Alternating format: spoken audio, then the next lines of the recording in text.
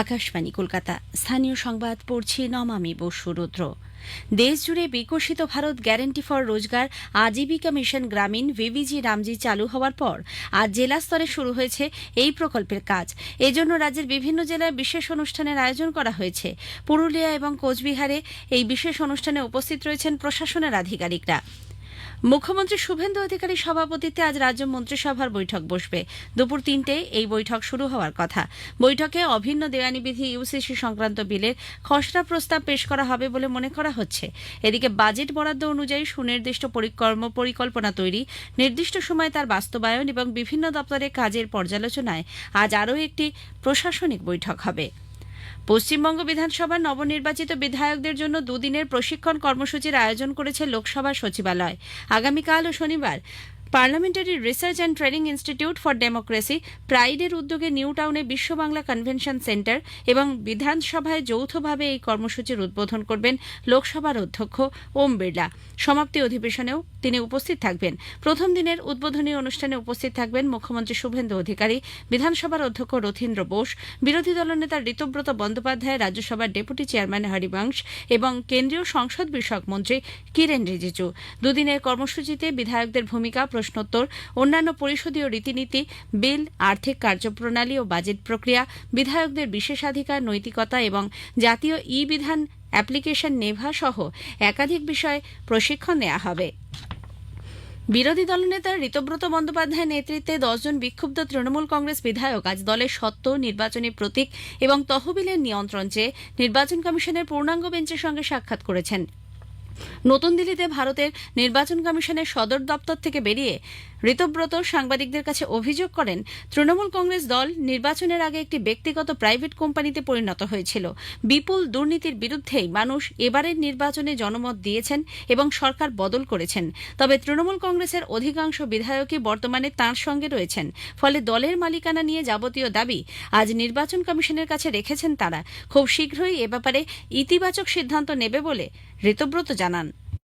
मांग का कोई सवाल नहीं है, यही प्रोसेस है। जब भी कोई पार्टी का कोई ऐसा सेशन होता है, सिस्टम है, तो तुरंत इलेक्शन कमीशन को इत्तला करना चाहिए। तो 22 तारीख हम लोग मिले, 23 तारीख ही हम लोग यहाँ रिप्रेजेंटेशन भेज के जमा किए और हम लोग शुक्रगुजार है, पूरी बेंच हम लोगों से मिले हैं और मिलने के बाद हम लोग अपना बात रखे हैं और उम्मीद करते हैं जल्द से जल्द election commission they have said they will examine and will get back to. Kolkata high court Trinamool কংগ্রেসের ব্যাংক অ্যাকাউন্টে আর্থিক লেনদেন নিয়ে ব্যাংক কর্তৃপক্ষের কাছে হলফনামা তলব করেছে।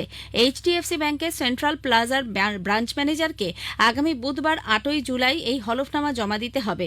তৃণমূল কংগ্রেসের আর্থিক তহবিলের মোট আমানত এবং ব্যাংকের লেনদেন সংক্রান্ত তথ্যসহ অন্যান্য বিশদ বিবরণ হলফনামায় উল্লেখ করার নির্দেশ দিয়েছেন বিচারপতি সৌগত ভট্টাচার্য।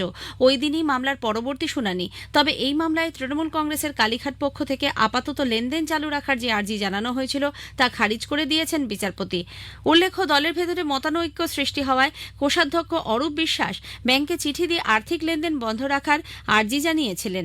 এরপরই গত 18ই জুন এফআইআর দায়ের করে ব্যাংক অ্যাকাউন্ট ফ্রিজ করে দেওয়া হয়। তা চালু করতেই কলকাতা হাইকোর্টের দ্বারস্থ তৃণমূল কংগ্রেসের কালীঘাট পক্ষ। তোলাবাজি, আর্থিক প্রতারণা সহ একাধিক অভিযোগে ধৃত তৃণমূল কংগ্রেস নেতা, বিধাননগর পুর নিগমের প্রাক্তন মেয়র পরিষদ অভিষেক ঘনিষ্ঠ দেবরাজ চক্রবর্তীকে আজ বারাসত আদালতে পেশ করা হচ্ছে। গত রাতে পুরুলিয়া থেকে তাকে গ্রেপ্তারের পর আজ সকালে বাগুইয়াটি থানায় নিয়ে আসা হয়। তার বিরুদ্ধে 10 জন প্রমোটার তোলাবাজির অভিযোগ দায়ের করেছিলেন। এদিকে রাজারহাট নিউ টাউনের প্রাক্তন বিধায়ক অদিতি মুন্সির স্বামী দেবরাজের সঙ্গে আয়ের সঙ্গে সঙ্গতিবিহীন সম্পত্তির হিসেব খতিয়ে দেখতে ইডি তৎপরতা শুরু করেছে। প্রাথমিক তদন্তের পর সেই সংক্রান্ত রিপোর্ট দিল্লিতে পাঠানো হবে। সেখান থেকে অনুমতি পেলেই পরবর্তী পদক্ষেপ নিয়ে চূড়ান্ত সিদ্ধান্ত নেবে এই কেন্দ্রীয় তদন্তকারী সংস্থা। অন্যদিকে বিজেপির রাজ্য সভাপতি শ্রমিক ভট্টাচার্য আজ দিল্লি রওনা হওয়ার আগে সাংবাদিকদের বলেছেন, এই গ্রেপ্তারি সম্পূর্ণ প্রশাসনিক ব্যাপার। আমি কি করতে পারি? এটা প্রশাসনের ব্যাপার। পুলিশ মনে করে যে গ্রেপ্তার করা দরকার, তাই গ্রেপ্তার করেছে। এখন ছোট ছোট ছেলে মেয়েদের বাবা মাদের চিন্তা করা উচিত, যাদের ছবি বিভিন্ন জায়গায় শহরের কোনায় টাঙানো থাকে। বসে আঁকো প্রতিযোগিতা থেকে মাধ্যমিক, উচ্চ মাধ্যমিকে যারা ভালো রেজাল্ট করে তাদের ছেলেরা কাদের হাত থেকে পুরস্কার তুলে নেয়। রাজ্যে কেন্দ্রীয় স্বাস্থ্য প্রকল্প আয়ুষ্মান ভারত চালুর প্রক্রিয়া দ্রুত গতিতে এগোচ্ছে বলে পুর নগর উন্নয়ন মন্ত্রী অগ্নিমিত্রা পাল জানিয়েছেন। আজ আসানসোলে সাংবাদিকদের তিনি বলেন, রাজ্য জুড়ে এই কার্ডের জন্য ফর্ম ফিল আপের কাজ পুরোদমে শুরু হয়ে গেছে। চলতি মাসের শেষেই সাধারণ মানুষ কার্ড হাতে পেয়ে যাবেন বলে তাঁর আশা। এদিকে আসানসোলের স্বাস্থ্য পরিকাঠামো ঢেলে সাজানোর আশ্বাস দিয়েছেন মন্ত্রী। দক্ষিণবঙ্গের ওপর মৌসুমী বায়ু সক্রিয় থাকায় আজও কিছু জেলায় বিক্ষিপ্তভাবে হালকা থেকে মাঝারি বৃষ্টির সম্ভাবনা রয়েছে। ইতিমধ্যে কলকাতা ও আশপাশ এলাকায় হালকা বৃষ্টি শুরু হয়েছে। আগামী 2-3 ঘন্টার মধ্যে কলকাতা, হাওড়া, দক্ষিণ চব্বিশ পরগনা, 2 মেদিনীপুর, বাঁকুড়া, নদিয়া, মুর্শিদাবাদ জেলায় রয়েছে 40 থেকে 50 কিলোমিটার বেগে ঝোড়ো হাওয়া এবং বজ্রবিদ্যুৎ সহ বৃষ্টির হলুদ সতর্কতা। এদিকে উত্তর পশ্চিম বঙ্গোপসাগর ও সংলগ্ন এলাকায় আগামীকালের মধ্যে একটি নিম্নচাপ তৈরি হতে পারে। এর ফলে আগামীকাল থেকে দক্ষিণবঙ্গে বৃষ্টির পরিমাণ বাড়বে। স্থানীয় সংবাদ শেষ হল। আকাশবাণী খবর পড়ছি অর্ক সেন। প্রথমে বিশেষ খবর। ষোড়শ ভারত জাপান বার্ষিক শীর্ষ সম্মেলন আজ নতুন দিল্লিতে চলছে। প্রধানমন্ত্রী নরেন্দ্র মোদী জাপানের প্রধানমন্ত্রী সানায় তাকাইচির সঙ্গে বৈঠক শেষ হয়েছে। চলতি অর্থবর্ষে ইপিএফ জমার ওপর 8.25% সুদের হার ঘোষণা হয়েছে। সারা দেশের জেলাগুলিতে আজ থেকে ভিবিজি রামজি প্রকল্পের রূপায়ণ শুরু হয়েছে। পশ্চিমবঙ্গের মুখ্যমন্ত্রী শুভেন্দু অধিকারীর সভাপতিত্বে আজ রাজ্য মন্ত্রিসভার বৈঠকে অভিন্ন দেওয়ানি বিধি সংক্রান্ত বিলের খসড়া প্রস্তাব পেশ করা হবে। বেঙ্গালুরুর নিকটে মাদাপাটনা গ্রামে একটি খাদানে বড় পাথরের চাঙড় ভেঙে পড়ে 7 জন পরিযায়ী শ্রমিকের মৃত্যু। বার্ষিক অমরনাথ যাত্রার আজ সূচনা হয়েছে। বিশ্বকাপ ফুটবলে রাউন্ড অফ 32 খেলায় আজ স্পেন অস্ট্রিয়ার বিরুদ্ধে খেলবে। আসছি বিস্তারিত খবরে। ভারত জাপান বার্ষিক শীর্ষ সম্মেলনে আজ প্রধানমন্ত্রী নরেন্দ্র মোদী জাপানের প্রধানমন্ত্রী সানায় তাকাইচির সঙ্গে বৈঠক শেষ করেছেন। বৈঠকে উভয় পক্ষের দ্বিপাক্ষিক সহযোগিতার সামগ্রিক ক্ষেত্র পর্যালোচনা ও জোরদার করার পাশাপাশি পারস্পরিক স্বার্থ সংশ্লিষ্ট আঞ্চলিক ও আন্তর্জাতিক বিভিন্ন বিষয় নিয়ে আলোচনা হয়। আলোচনার পর বেশ কয়েকটি সমঝোতা স্মারকপত্র মৌও স্বাক্ষরিত হয়েছে। এদিকে নতুন দিল্লির রাষ্ট্রপতি ভবনে আজ জাপানের প্রধানমন্ত্রী তাকাইচিকে আনুষ্ঠানিক অভ্যর্থনা জানানো হয়। এই অনুষ্ঠানে প্রধানমন্ত্রী নরেন্দ্র মোদীও উপস্থিত ছিলেন। জাপানের প্রধানমন্ত্রী 3 দিনের ভারত সফরে গত সন্ধ্যায় নতুন দিল্লিতে এসে পৌঁছেছেন।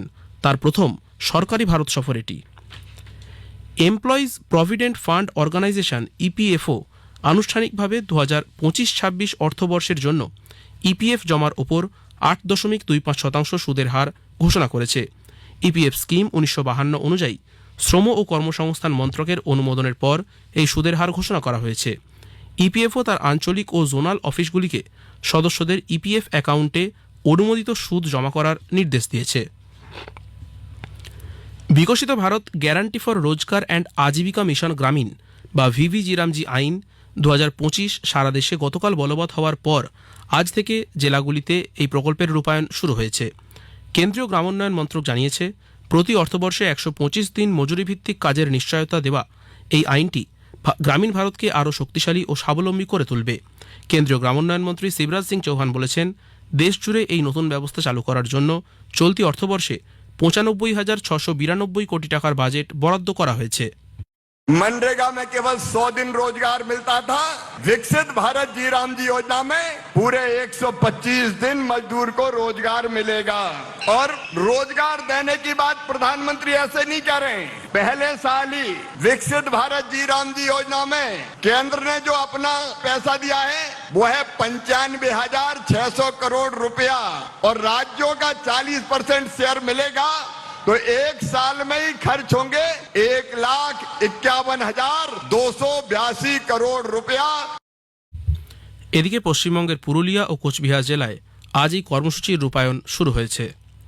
পশ্চিমবঙ্গের মুখ্যমন্ত্রী শুভেন্দু অধিকারীর সভাপতিত্বে আজ রাজ্য মন্ত্রিসভার বৈঠক বসবে। বৈঠকে অভিন্ন দেওয়ানি বিধি ইউসিসি সংক্রান্ত বিলের খসড়া প্রস্তাব পেশ করা হবে।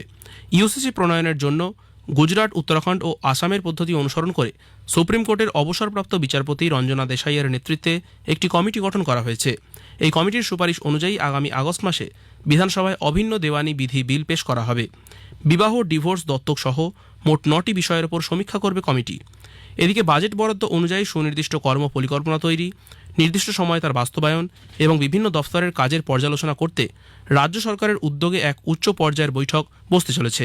মুখ্যমন্ত্রীর সভাপতিত্বে নবান্ন সংলগ্ন সভাঘরে ওই বৈঠকে উপস্থিত থাকার জন্য মুখ্য সচিব, স্বরাষ্ট্র সচিব ছাড়াও সব দপ্তরের সচিব ও আধিকারিকদের নির্দেশ দেওয়া হয়েছে। পশ্চিমবঙ্গ বিধানসভার নবনির্বাচিত বিধায়কদের জন্য দুদিনের প্রশিক্ষণ কর্মসূচির আয়োজন করছে লোকসভা সচিবালয়। আগামীকাল ও শনিবার কলকাতার নিউ টাউনে এবং বিধানসভায় যৌথভাবে এই কর্মসূচি অনুষ্ঠিত হবে। উদ্বোধন করবেন লোকসভার অধ্যক্ষ ওম বিড়লা। সমাপ্তি অধিবেশনেও তিনি উপস্থিত থাকবেন। লোকসভা সচিবালয়ের parliamentary research and training institute for democracy প্রাইডের উদ্যোগে এবং পশ্চিমবঙ্গ বিধানসভার সহযোগিতায় এই কর্মসূচির আয়োজন করা হয়েছে। প্রথম দিনের উদ্বোধনী অনুষ্ঠানে উপস্থিত থাকবেন পশ্চিমবঙ্গের মুখ্যমন্ত্রী শুভেন্দু অধিকারী, বিধানসভার অধ্যক্ষ রথীন্দ্র বোস, বিরোধী দলনেতা ঋতব্রত বন্দ্যোপাধ্যায়, রাজ্যসভার উপাধ্যক্ষ হরিবংশ এবং কেন্দ্রীয় সংসদ বিষয়ক মন্ত্রী কিরেন রিজিজু। তৃণমূল কংগ্রেস দলের নির্বাচনী প্রতীক, তহবিলের নিয়ন্ত্রণ সহ বিভিন্ন বিষয়ে দলের অভ্যন্তরীণ সংঘাতের মধ্যেই নির্বাচন কমিশনের পূর্ণাঙ্গ বেঞ্চের সঙ্গে আজ পশ্চিমবঙ্গ বিধানসভার বিরোধী দলনেতা বিক্ষুব্ধ বিধায়ক ঋতব্রত বন্দ্যোপাধ্যায়ের নেতৃত্বাধীন শিবির মিলিত হন। ঋতব্রত, সন্দীপন সাহা, জাভেদ খান, আখরুজ্জামান সহ 10 সদস্যের প্রতিনিধি দল নতুন দিল্লিতে নির্বাচন সদনে মুখ্য নির্বাচন কমিশনার জ্ঞানেশ কুমার এবং অন্য নির্বাচন কমিশনারদের সঙ্গে বৈঠক করেন।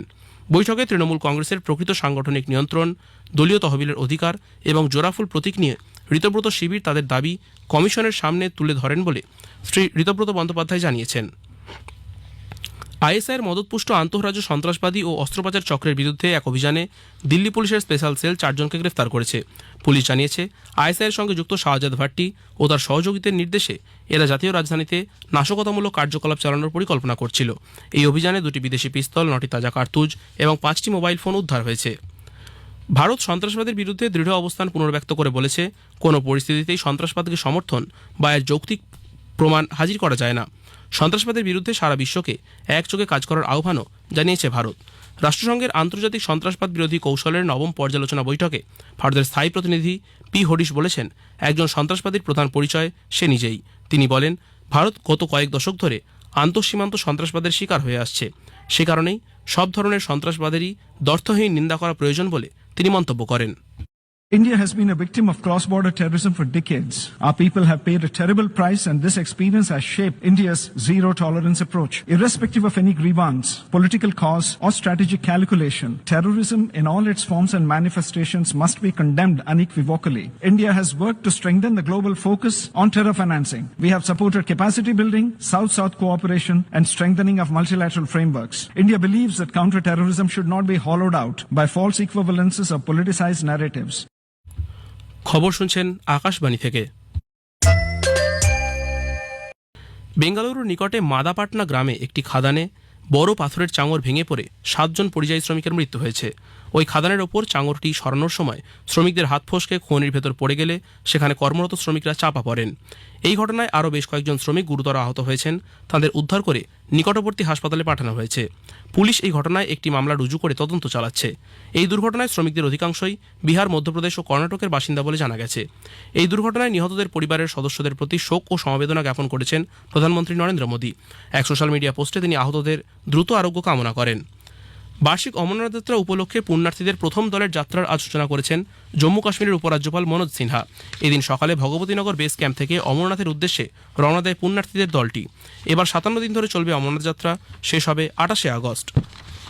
ইউক্রেনে ধারাবাহিক রুশ হামলায় কিভের আবাসিক ভবনগুলিতে ড্রোন ও ক্ষেপণাস্ত্রের আঘাতে 11 জন প্রাণ হারিয়েছেন, আহত বহু। গত রাত থেকে আজ ভোর পর্যন্ত শহরের বিভিন্ন স্থানে বিস্ফোরণের শব্দ শোনা গেছে। শহর জুড়ে বিমান হামলার সাইরেন বেজে ওঠে এবং অনেক বাসিন্দা মেট্রো স্টেশনগুলিতে আশ্রয় নেন। বিশ্বকাপ ফুটবলে আজ রাউন্ড অফ 32 খেলায় স্পেন অস্ট্রিয়ার বিরুদ্ধে খেলবে। লস অ্যাঞ্জেলসের ইঙ্গেলউড স্টেডিয়ামে খেলা শুরু হবে ভারতীয় সময় রাত 12:30টায়। এদিকে আজ মার্কিন যুক্তরাষ্ট্র বসনিয়া হার্জেগোভিনাকে 2-0 গোলে হারিয়ে রাউন্ড অফ 16-এ পৌঁছেছে। এছাড়া গত রাতের ম্যাচে বেলজিয়াম 3-2 গোলে সেনেগালকে ও ইংল্যান্ড গণপ্রজাতন্ত্রী কঙ্গোকে 2-1 গোলে হারিয়ে রাউন্ড অফ 16-এ উঠেছে। রাউন্ড অফ 16-এ বেলজিয়াম মার্কিন যুক্তরাষ্ট্রের ও ইংল্যান্ড মেক্সিকোর বিরুদ্ধে খেলবে। ওভালে আজ মহিলাদের টি-20 ক্রিকেট বিশ্বকাপের দ্বিতীয় সেমিফাইনালে ইংল্যান্ড দক্ষিণ আফ্রিকার মুখোমুখি হবে। খেলা শুরু হবে ভারতীয় সময় রাত 11টায়। প্রথম সেমিফাইনালে অস্ট্রেলিয়া ওয়েস্ট ইন্ডিজকে 8 উইকেটে হারিয়ে প্রথম দল হিসেবে বিশ্বকাপের ফাইনালে পৌঁছেছে। শেষ করার আগে খবরের বিশেষ কিছু অংশ আরও একবার। ষোড়শ ভারত জাপান বার্ষিক শীর্ষ সম্মেলন আজ নতুন দিল্লিতে চলছে। প্রধানমন্ত্রী নরেন্দ্র মোদী ও জাপানের প্রধানমন্ত্রী সানায় তাকাইচির মধ্যে বৈঠক শেষ হয়েছে। চলতি অর্থবর্ষে ইপিএফ জমার ওপর 8.25% সুদের হার ঘোষণা হয়েছে। সারা দেশের জেলাগুলিতে আজ থেকে শুরু হয়েছে ভিবিজি রামজি প্রকল্পের রূপায়ণ। পশ্চিমবঙ্গের মুখ্যমন্ত্রী শুভেন্দু অধিকারীর সভাপতিত্বে আজ রাজ্য মন্ত্রিসভার বৈঠকে অভিন্ন দেওয়ানি বিধি সংক্রান্ত বিলের খসড়া প্রস্তাব পেশ করা হবে।